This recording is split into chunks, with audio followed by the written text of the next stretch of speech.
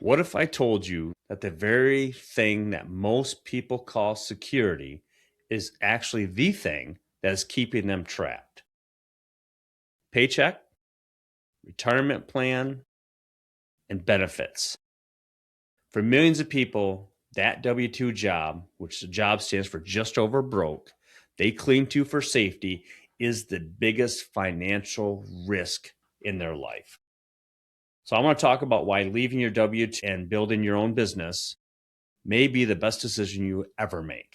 And more importantly, how people mentally get to that point, how they break away from that hamster wheel. Because most people don't leave overnight. They just don't go, I'm going to try something else. They leave their job and that's it. There's a psychological shift that needs to happen. So here's the illusion of security.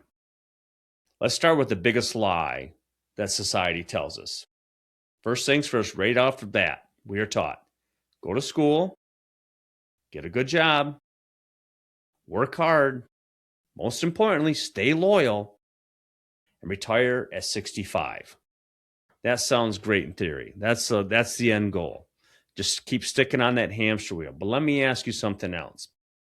If another person controls your paycheck, how secure are you? If another person decides your raise, some immediate supervisor, are you really free? If another person can fire you, the one that you probably have never seen, and they fire you tomorrow, that you've never seen this person, are you safe? Because if your financial future depends entirely on someone else, that is not security, that is dependency.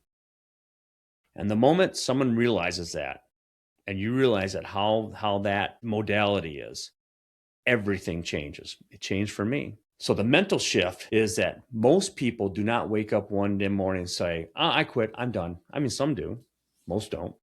But generally, that's not how it happens. We're responsible. We have bills to pay. And it usually starts with some sort of dissatisfaction. Maybe your boss disrespects you. Maybe you get passed over promotion, or maybe you keep getting loaded on all this work and now you're burned out. And now you're missing your family, and because you're always working or you're always thinking about work, your mind is elsewhere. And that's where the crack starts to form in the foundation. And you start thinking, there's got to be more than this. I know I did. Then eventually the most important mental shift happens. You start asking, what if I fail? What if I fail at becoming an entrepreneur? And you start asking, what if I stay here another 10, 20, 30 years? Till I'm 65. That is the question that changes life, because suddenly entrepreneurship doesn't feel so risky. Staying in that just over broke does.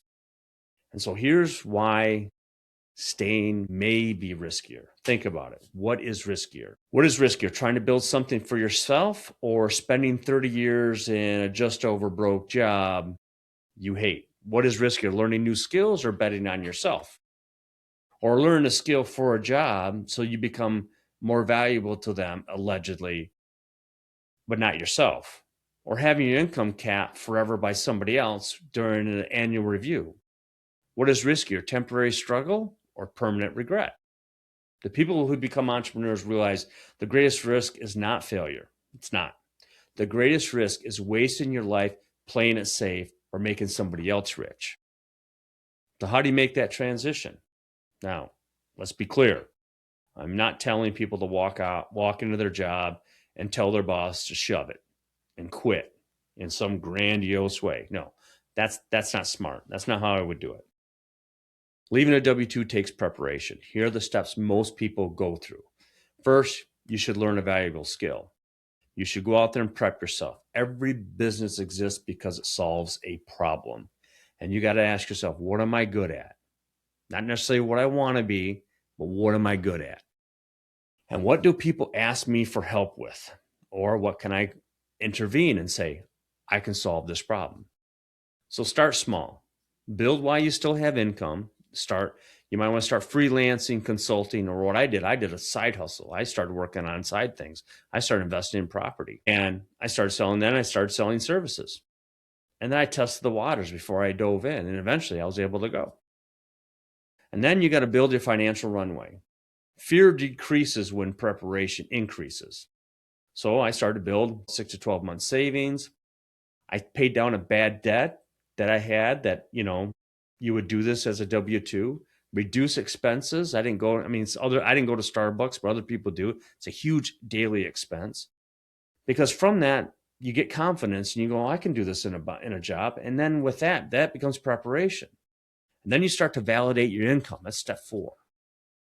And you can start making income consistently. And then your fear begins to disappear. Why? Because you have evidence, and the evidence builds off of belief.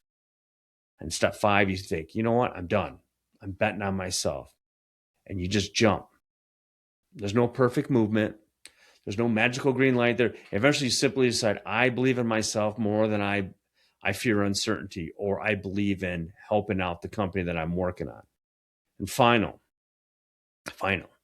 listen, most people stay stuck because they keep saying later. Later I'll start. Later I'll invest. Later I'll climb that mountain. Later I'll take that long bike ride.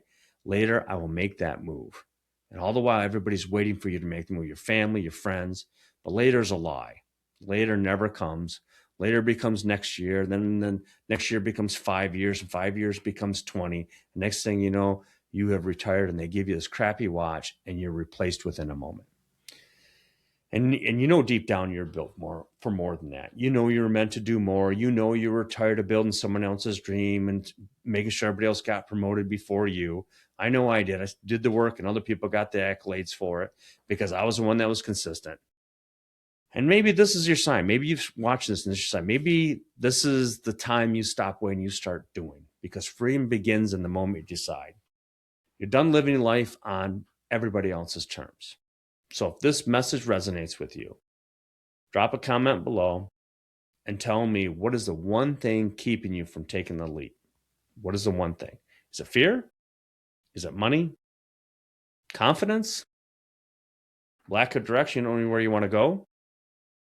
Let's talk about it. And if you found value in this discussion, make sure you subscribe and like. And we're going to keep going, keep having real conversation about wealth. We're going to have monthly meetings. We're definitely going to have a weekly live event, and start considering where you have the conversation about creating wealth, entrepreneurship, investing, and building in your freedom. Until next time, take control of your future.